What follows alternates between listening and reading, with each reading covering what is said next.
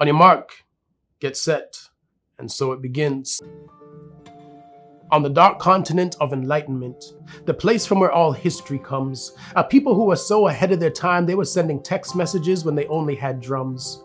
Out of the starting blocks, we were off to an early lead as world travelers and explorers, sharing our philosophies, creating universities and structures that would make the world stop and wonder before passing the baton on to the relay's next runner in the Caribbean Sea, who lost a bit of ground through the Middle Passage and slavery, but nobody said that the race would be easy.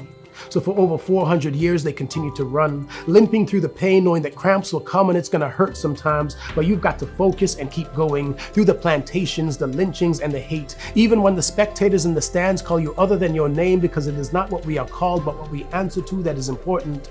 Victory is an uphill climb, and we've got to continue to rise like Lazarus, knowing that even the slightest of steps can mean so much. Sister Rosa Parks sat down to stand up, so I can't give up as I try to make sense of this baton that has been placed in my hand while I struggle just to be accepted as a man in this world that seems more concerned with whether or not I'm endowed down south, and I'm all about being endowed in the places where it counts in my family and my community, because knowledge of self is like a garden. If it is not cultivated, you cannot reap a harvest. Victory will come to those who choose to run the hardest, and it really doesn't matter if you know the secret, because not everyone will believe enough in themselves to do something with the information. No one was made to be a spectator in life. We are all the active participants in the race to fulfill our destiny. So when the baton comes, take it and run, because failure isn't a crime, but aiming too low is. Because if you reach for the top of a tree, you might never get off the ground. But if you shoot for the stars, you might at the very least get to the top of that tree.